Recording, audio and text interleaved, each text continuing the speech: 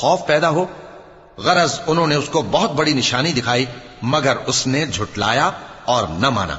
پھر لوٹ گیا اور تدبیریں کرنے لگا۔ سو اس نے لوگوں کو اکٹھا کیا، پھر بلند آواز سے بولا، سو کہنے لگا کہ تمہارا سب سے بڑا مالک میں ہوں۔ تو اللہ نے اس کو دنیا اور آخرت دونوں کے عذاب میں پکڑ لیا۔ جو شخص اللہ سے ڈر رکھتا ہے اس کے لیے اس قصے میں عبرت ہے۔ بھلا تمہارا بنانا مشکل ہے یا آسمان کا؟